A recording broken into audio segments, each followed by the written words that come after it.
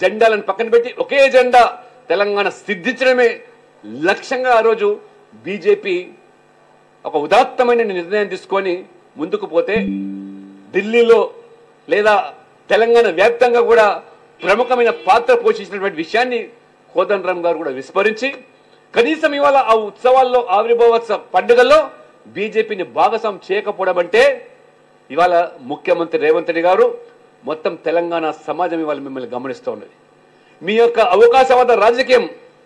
ఇవాళ కోదండరామ్ గారు కూడా ప్రశ్నించకపోవడం పైపెచ్చు ఆనాడు 1200 మంది సూచి తయారు చేసి నిలదీసిన నీవు మరి రేవంత్ రెడ్డి గారు అధికారులకు వచ్చి 6 మాసాలు అవుతున్నది. ఎందుకు మిగతా వాళ్ళను మీరు గుర్తించి గౌరవించకపోవడం? ఏ ఉద్యమకారుల వల్లనైతే ఇవాళ మీరు ఈ రాష్ట్రానికి ముఖ్యమంత్రిగా వాళ్ళు తూలుతూ ఉన్నారో ఆనాడు కేసీఆర్ బీఆర్ఎస్ టీఆర్ఎస్ పార్టీ చేసిన తప్పిదాలనే నువ్వు కొనసాగిస్తూ పైపెచ్చు మీ మేనిఫెస్టోలో ఎన్నికల సమయంలో చెప్పావు గృహజ్యోతి పేరు మీద ఆనాడు కేసీఆర్ విస్మరించినటువంటి మిగతా 600 పై చిలుకు వాళ్ళను గుర్తిస్తామని గృహజ్యోతి పేరు మీద వరకు అనేకమైనటువంటి సదుపాయాలు కల్పిస్తామని ఇవాళ కనీసం 2 పూటల తిండికి నోచుకోకుండా అనేకమైన ఆరోగ్య సమస్యలతో లేదా ఆనాడు లాఠీ చార్జీలకు తూటాలకు ఇప్పటి కూడా సజీవ సాక్షిలకు కొనసాగుతున్న వాళ్ళ పట్ల ఆ కవులైతేమి కళాకారులైతేమి సాహితీవేత్తలైతేమి వాళ్ళందరూ కూడా విస్మరించి ఏ రకంగా ఇవాళ నువ్వు 6 మాసాలుగా కేవలం ఓట్ల వేటలో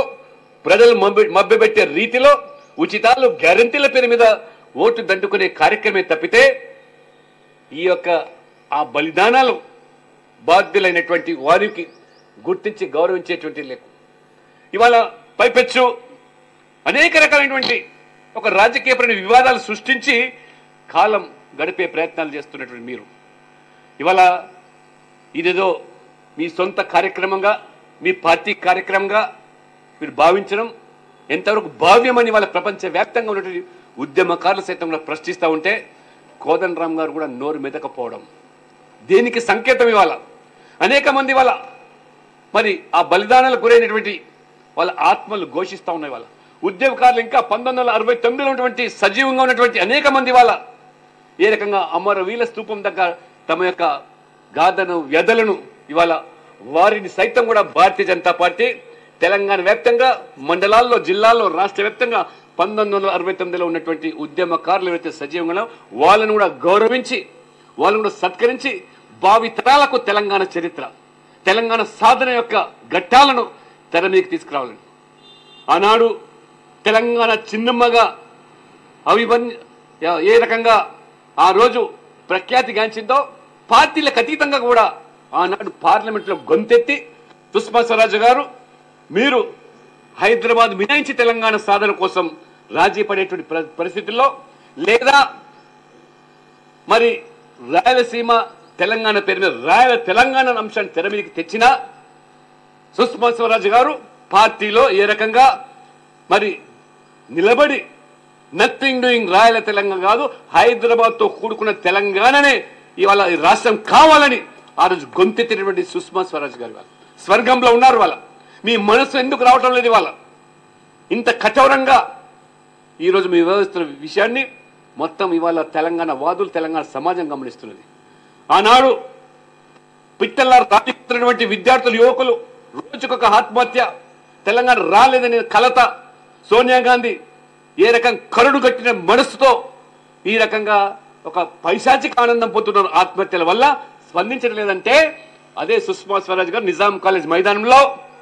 తెలంగాణ యువకులారా బిడ్డలారా మీరు ఆత్మహత్యలు చేసుకోవద్దు, బలిదానం కాకూడదు, మీరు బ్రతికొట్టి సజీవండి, కల్లారా తెలంగాణ చూడాలి, ఆ తెలంగాణ రావడానికి సిద్ధించడానికి భారతీయ జనతా పార్టీగా మేము కట్టుబడి ఉన్నామని చెప్పి ఒక భరోసా కల్పించినటువంటి ఆ చిన్నమ్మ తెలంగాణ చిన్నమ్మ సుష్మా స్వరాజ్ను విస్మరిస్తుంటే చరిత్రహీనులుగా మిగిలిపోతారు, చరిత్ర మిమ్మల్ని క్షమించదని చెప్పి కూడా వాళ్ళ భారతీయ జనతా పార్టీ హెచ్చరిస్తున్నది. కానీ మిత్రులారా ఇంత నేపథ్యం ఉన్నటువంటి తెలంగాణ రాష్ట్ర సాధన చరిత్రను మీరు వక్రీకరించినా ఈనాడు తెలంగాణ సమాజం మరి మర్చిపోదు, విస్మరించదు. ఆనాడు రాజకీయాలతో ముడిపెట్టకుండా లేదా తెలంగాణ రాష్ట్రం కోసం మనము పోరాటం చేస్తే మనకు రాజకీయంగా లాభపడతామని చూడకుండా బీజేపీ ఏ రకంగా పార్లమెంట్లో కూడా ఏ పాత్ర పోషించిందో లోక్సభలో రాజ్యసభలో. మీరు కేవలం బీఆర్ఎస్ కూడా 2 ఎంపీలు నోరు మెదపకుండా ఏ రకంగా పార్లమెంట్లో వివరిస్తే సుష్మా స్వరాజ్ పక్క అండగా ఉన్నటువంటి ఆనాడు విజయశాంతి ఆ రోజు మీరే దిక్కున్నట్టుగా పార్లమెంట్లో వివరిస్తే కాంగ్రెస్ ద్వంద్వ నీతి పెప్పర్ స్ప్రే బిల్లు అడ్డుకోవడానికి ఏ రకంగా మరి ఆ కాంగ్రెస్ పార్టీ ఆంధ్ర ప్రాంత నాయకులు ఉసిగొల్పిందో ఇది కాంగ్రెస్ చరిత్ర. ఇది కానీ ఇవాళ రేవంత్ రెడ్డి గారు నువ్వేదో గొప్పగా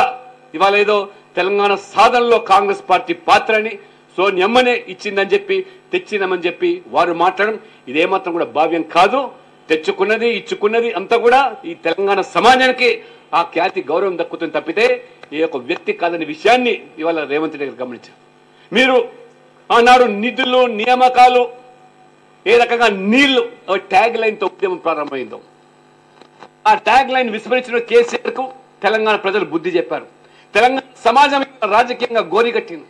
నీళ్ల పేరు మీద ఏ రకంగా దగా చేసి లక్షల కోట్లు దండుకున్నటువంటి ఉదంతాన్ని తెలంగాణ సమాజం గమని నీళ్ల పేరు మీద మోసం చేసి ఆనాడు మోసపోయాం నీళ్ల వల్ల చెప్పినటువంటి ఉద్యమంలో ప్రధానమైనటువంటి భూమిక అయితే మళ్ళీ ఆ నీళ్ల పేరు మీదనే ఏ రకంగా తెలంగాణ సొమ్మును దోచుకున్నటువంటి స్థితులు ఏ రకంగా తెలంగాణ రాష్ట్రాన్ని సర్ప్లస్ బడ్జెట్ గా ఉన్నటువంటి 2000